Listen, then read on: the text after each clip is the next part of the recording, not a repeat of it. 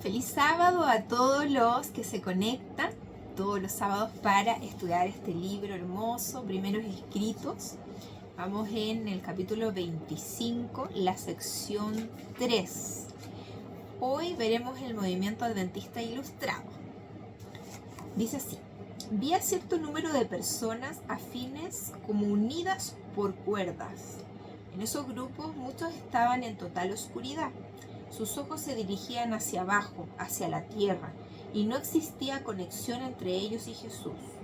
Pero dispersas entre esos diferentes grupos, había personas cuyos rostros se veían iluminados y cuyos ojos estaban elevados al cielo. Se les impartía rayos de luz, como los rayos del sol, provenientes de Jesús. Un ángel me invitó a mirar con cuidado y vi a un ángel velando sobre cada uno de los que tenían un rayo de luz, mientras que los ángeles malignos rodeaban a quienes estaban en tinieblas. Oí la voz de un ángel clamar: temed a Dios y dadle gloria, porque la hora de su juicio ha llegado. Apocalipsis 14:7. Este es el mensaje del primer ángel de Apocalipsis 14. Entonces una gloriosa luz reposó sobre esos grupos humanos para iluminar a todos los que quisieran recibirla. Algunos de quienes estaban en tinieblas recibieron la luz y se regocijaron. Otros resistieron la luz del cielo, diciendo que había sido enviada para llevarlos por el mal camino.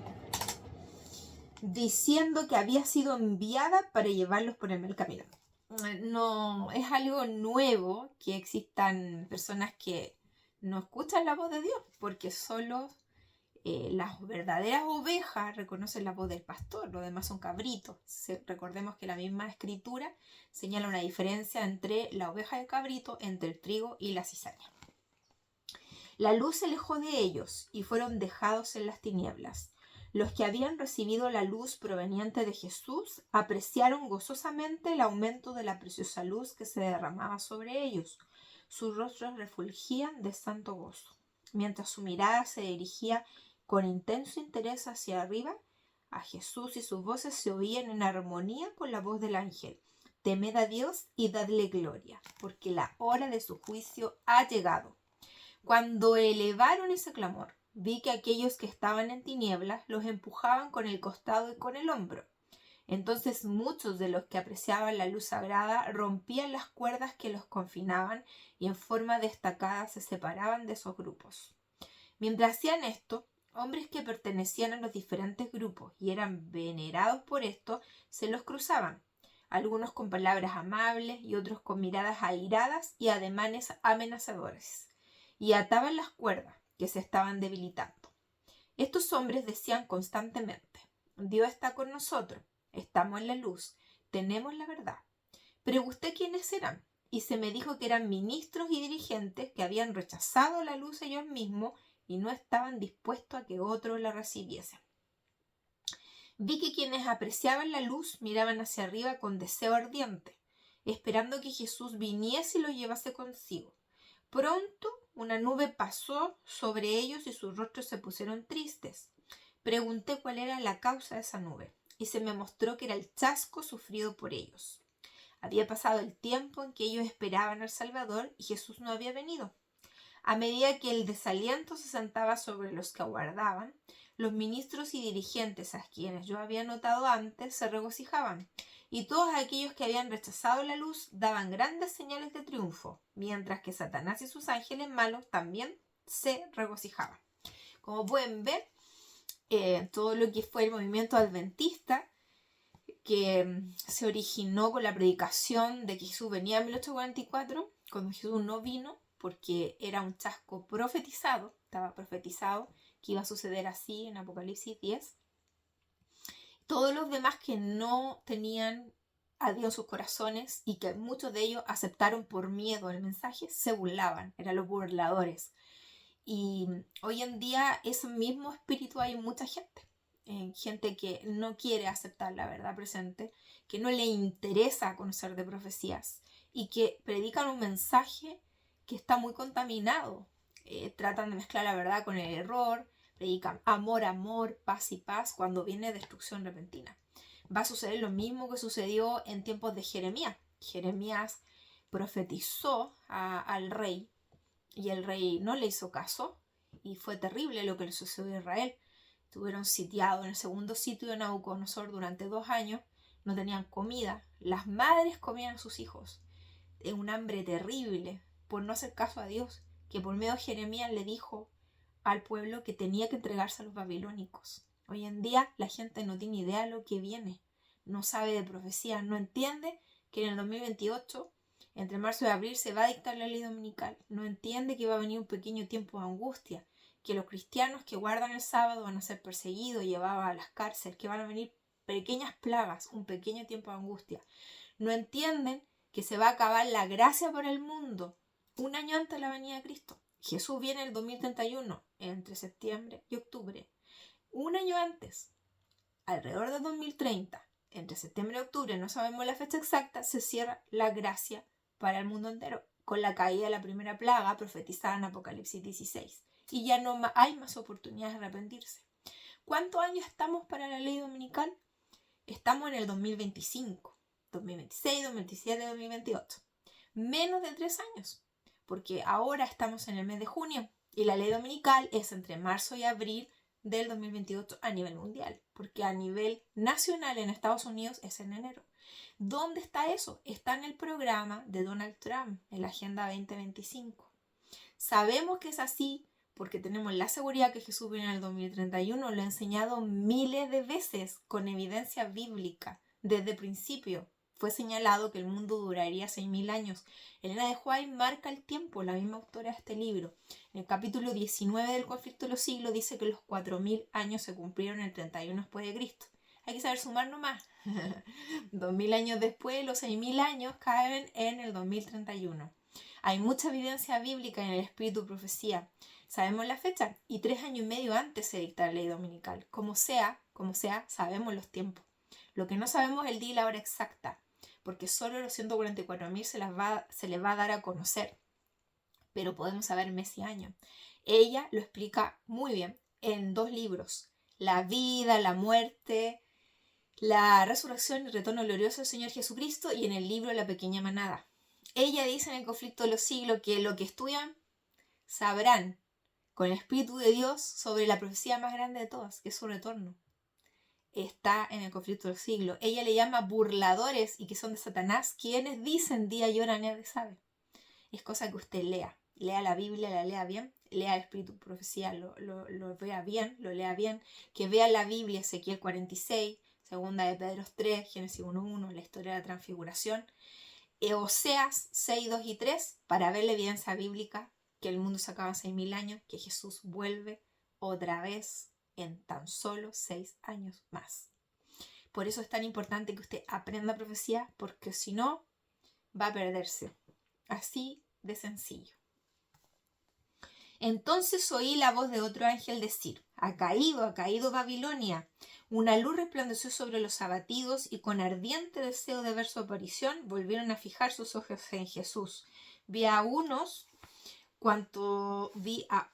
cuantos ángeles conversar con el que había clamado: ha caído Babilonia, y se le unieron para anunciar: aquí viene el novio, salid a recibirlo. Apocalipsis 14:8, Mateo 25:6. Este es el mensaje del segundo ángel de Apocalipsis 14 y es muy interesante porque hay un paralelismo entre el mensaje del segundo ángel y del cuarto ángel de Apocalipsis 18. Ambos están ligados a una fecha, de predicar la fecha del retorno de Cristo. Por algo aquí Elena de White pone Mateo 25:6, aquí viene el novio, salir a recibirlo, alusivo a la fiesta del Día de las Trompetas, que es el Yom Teruah. El Yom Teruah es el día de la fiesta de las trompetas, que viene antes. En realidad ahí es muy importante estudiar fiesta solemne de Levítico 23, el Yom Kippur, que es el día de la expiación, y el Yom Teruah, que es la fiesta de las trompetas, porque esa fiesta de las trompetas es alusiva a un matrimonio. De hecho, en la cultura hebrea, tú dices día y hora nadie sabe y ellos te dicen Yom Teruah, porque eso está muy bien explicado en Mateo 25, con la historia de las 10 vírgenes. Y interesante porque la señal antes del fin está en Mateo 24 y la historia de las 10 vírgenes, Yom Teruah, está en Mateo 25. Y Yom Teruah es muy interesante como fiesta porque nadie sabe el día y la hora. así, literal. El momento que se desarrolla entre septiembre y octubre, muy ligada al día de la expiación, Yom Kippur, y es alusivo a un matrimonio, un casamiento, en donde el único que sabe la hora exacta en que se casa el novio es el padre del novio. Por eso Jesús, cuando dijo día y hora nadie sabe, sino solo mi padre, se refería a Yom Teruah. Y que la verdadera traducción está en la versión inglesa, donde dice el único que da a conocer es mi padre. No dice que no sabe, no existe esa traducción original, que no sabe, porque Jesús, siendo Dios, es imposible que no sepa. La verdadera traducción, que Elena de White lo enseña en estos 2 libros que ya les mencioné, es solo el Padre da a conocer. Y efectivamente, a los 144.000, el Padre mismo, cuando está suspendida la Nueva Jerusalén en el cielo, recordemos que la segunda venida es un proceso largo, que dura 1 hora, como dice en Apocalipsis, que equivale a 15 días, dura 2 semanas y 1 día todo el proceso de la segunda venida. Apenas empieza ese proceso, está la Nueva Jerusalén suspendida en el aire y se oye la voz del Padre diciendo el día y hora exactos, que va a ser exactamente 2 semanas y 1 día después, 15 días después de eso. Ahí, apenas en ese momento vamos a conocer el día y la hora exacto, porque sabemos que es entre septiembre y octubre, pero no sabemos el día y la hora exacto. Así que por favor les invito a estudiar un poquito más, porque es mucha la ignorancia en el mundo entero. Se predican cosas que no sirven. Son sermones psicológicos que no les sirven a nadie. En eso se han convertido los pastores, en coach emocional. ¿A quién le sirve eso? Cristo viene pronto y nadie está predicando lo que hay que predicar. No es una predicación agradable, nunca lo ha sido. A pobre Jeremías lo torturaron, lo encarcelaron, le pegaron, lo echaron a un pozo por predicar la verdad que a nadie le gustaba. ¿Usted está dispuesto a que lo odien? Porque Jesús dijo, los que quieran vivir piadosamente, en regla, recibirán persecución. Si usted no está siendo perseguido es porque usted no está predicando lo correcto, porque está sentado en los laureles, no ha salido de la Odisea. Esta iglesia que Dios la vomita por ser tibia. Hay una puerta abierta en la Odisea y esa puerta está abierta por Jesús para entrar en Filadelfia, que es la iglesia que el Señor viene a buscar. En esa iglesia está la puerta abierta en la Odisea para entrar en Filadelfia, que es la iglesia de la hora de la prueba que va a venir sobre el mundo, que es la ley dominical. Ni siquiera se sabe la profecía, no sabe nada usted, porque sus pastores lo adormecen con mensajes que no sirven, mensajes que son totalmente sin sentido, no sirven para nada. Son pastores que serán vomitados por el Señor. Son pastores que dirigen la iglesia de la Odisea, no pastores que dirigen la iglesia de Filadelfia. Las voces musicales de aquellos ángeles se veían llegar a todas partes. Una luz excesivamente brillante y gloriosa resplandecía en derredor de los que habían apreciado la luz que se les había impartido. Sus rostros resplandecían con excelsa gloria y se unían con los ángeles en el clamor. ¡Aquí viene el novio! Mientras armoniosamente elevaban el clamor entre los diferentes grupos. Los que rechazaban la luz los molestaban y con miradas airadas los escarnecían y ridiculizaban. Pero los ángeles de Dios agitaban sus alas sobre los perseguidos, mientras que Satanás y sus ángeles procuraban oprimirlos con sus tinieblas para inducirlos a rechazar la luz del cielo. Entonces se oyó una voz que decía a los que eran molestados y ridiculizados: salid en medio de ellos y no toquéis lo impuro. En obediencia a esta voz, un gran número rompió las cuerdas que los ataban y, abandonando los grupos que estaban en tinieblas, se incorporó a los que ya habían conseguido su libertad y con gozo unieron sus voces a la suya. Si tú estás en una iglesia apóstata que guarda el domingo, haz caso al mensaje del segundo ángel. Salid de ella. Ha caído Babilonia, sal de Babilonia, corta las cuerdas y sé libre. La verdad os hará libre, dice la Escritura. Entonces vi que quienes habían estado orando extendían sus manos en demanda de ayuda al grupo unido y libre que se regocijaba en Dios. La respuesta de ellos mientras miraban con fervor hacia el cielo y señalaba hacia arriba fue: salid de en medio de ellos y apartaos. Segunda de Corintios 6:17. Vi a personas que luchaban para obtener libertad y al fin rompieron las cuerdas que las ataban. Resistían los esfuerzos que se hacían para atar las cuerdas con más firmeza y rehusaban prestar atención en las reiteradas afirmaciones. Dios está con nosotros, tenemos la verdad con nosotros. Continuamente había personas que abandonaban los grupos que estaban en tiniebla y se unían al grupo libre, al cual se lo veía en un campo abierto elevado por sobre la tierra.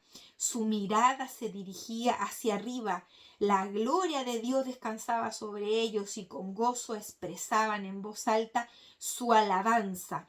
Estaban estrechamente unidos y se los veía envueltos en la luz del cielo. En derredor de ese grupo había quienes estaban bajo la influencia de la luz, pero que no estaban particularmente unidos al grupo. Todos los que apreciaban la luz derramada sobre ellos miraban fijamente hacia arriba con intenso interés, y Jesús los miraba con dulce aprobación. Ellos esperaban que Él viniera y anhelaban su aparición. No echaban ni una sola mirada persistente a la tierra.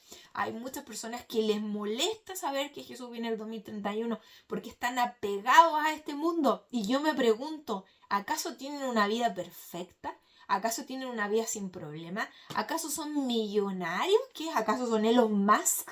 ¿O acaso son el dueño de Facebook? Que se creen tan prósperos y tan millonarios para estar atados en un mundo. La mayoría son pobres, no tienen ni qué comer, miserables y perdidos, y se aferran a un mundo que no les da absolutamente nada. Eso es la clase de humanos que vive hoy en día en este mundo. Personas que no valoran las cosas espirituales, que no podrían ser salvas, porque se aburrirían ante la presencia del Dios Todopoderoso. Les repele el cielo, porque no pueden vivir en un ambiente de bondad. Les repele Dios, porque no pueden gozarse en guardar su ley. Porque Dios va a venir a buscar su pueblo, al que guarda los mandamientos de Dios y tiene el testimonio de Jesucristo. Esa es la señal del pueblo verdadero. Ezequiel 20:20, a los que guardan el sábado que es su marca. Otra vez están chasqueados en sus expectativas. Jesús no puede venir todavía a la tierra.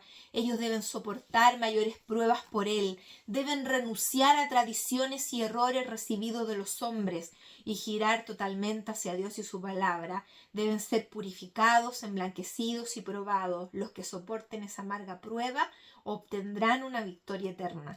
Es así como estas palabras se cumplieron en la gente que esperaba el retorno de Cristo en 1844 y fueron chasqueados porque su carácter todavía no estaba perfeccionado. El llamado es el mismo hoy en día, en donde todos los ángeles tienen también un eco en nuestra vida espiritual. El llamado a la perfección, a que es posible vivir sin pecado. Porque el que me ama no peca, dice la carta de Primera de Juan. Hay que leer esa carta entera. El llamado a no pecar, el libro entero de Santiago, el llamado a no pecar, a que siga salvación por obra, sí, eso dice la Biblia. Usted ha confundido todo leyendo Romano a su antojo, lea Romano entero, no los versículos que le convienen, porque muéstrame por tu fe, por tus obras, dice en el libro de Santiago. Si usted no guarda la ley, dice la carta primera de Juan, usted es un mentiroso y la verdad no está en usted. Así que no me vengan con esos cuentos que no hay que guardar la ley, porque son cuentos mentirosos más graves que todas las mentiras que se han dicho en este mundo. Y se va a perder por predicar eso y va a hacer que los que están alrededor suyo también se pierdan. En forma parecida vi que Jesús consideró con la más profunda compasión a los chasqueados que habían esperado su venida y envió sus ángeles para que dirigiesen su mente para que pudieran seguirlo hasta donde estaba. Le mostró que esta tierra no es el santuario, sino que él debía entrar en el lugar santísimo, el santuario celestial, para hacer expiación por su pueblo y para recibir el reino de parte de su Padre, y que después volvería a la tierra y lo llevaría a morar con él para siempre. El chasco de los primeros discípulos representa bien el chasco de quienes esperaban a su Señor en 1844. Y en ambos casos, tanto a los chasqueados cuando Jesús murió en la cruz, como los chasqueados de 1844 fue por no entender bien las profecías.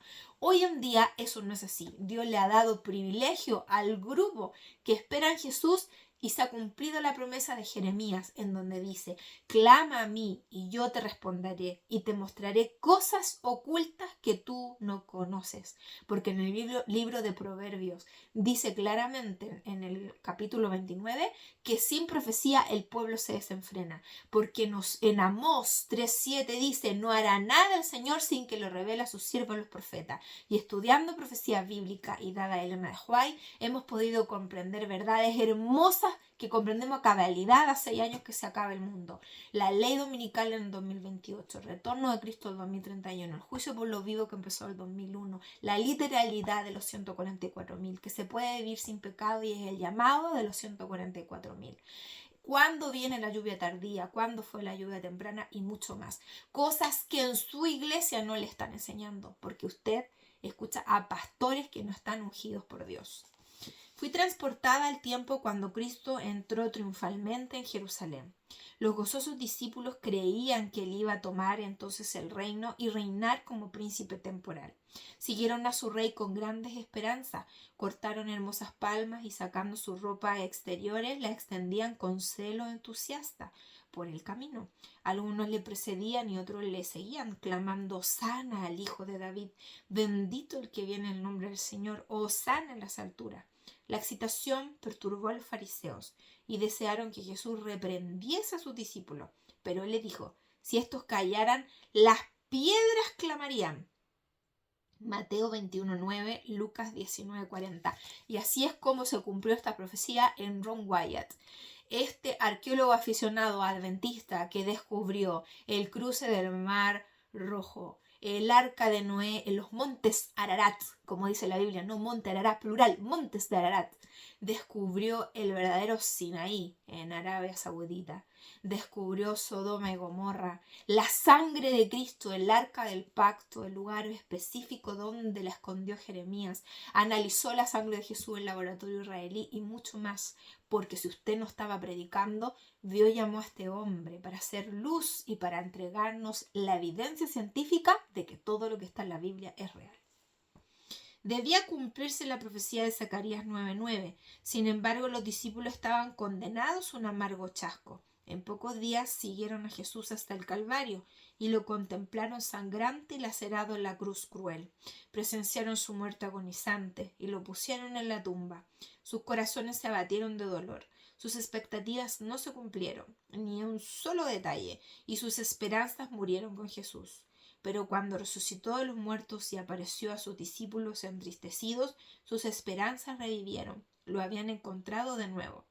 Vi que el chasco de quienes creían en la venida del Señor en 1844 no era igual al chasco de los primeros discípulos. La profecía se cumplió en los mensajes del primer ángel y del segundo. Estos fueron dados en momento preciso y cumplieron la obra que Dios había diseñado que ellos llevaran a cabo. Y la gran diferencia está en que los discípulos eran ignorantes de la profecía de Isaías 53 de los padecimientos y sufrimientos del Mesías. Pero el pueblo adventista que esperaba a Jesús por segunda vez en 1844, y Guillermo Miller estudió bien las profecías. Perfecto. Sucedió algo el 22 de octubre de 1844. Jesús pasó del lugar santo al lugar santísimo en el santuario celestial. Ellos simplemente se equivocaron de suceso, pero su equivocación estaba profetizada en Apocalipsis 10. Por lo tanto, todo fue guiado por Dios. No fue fruto de la ignorancia por no estudiar la Biblia. Espero en Dios que ustedes puedan tener todo el tiempo disponible que requiere Dios para estudiar su palabra y crecer en la fe, pues es imposible llevar una vida espiritual si no se estudia la Biblia. Que el Señor les bendiga y Maranata 2031.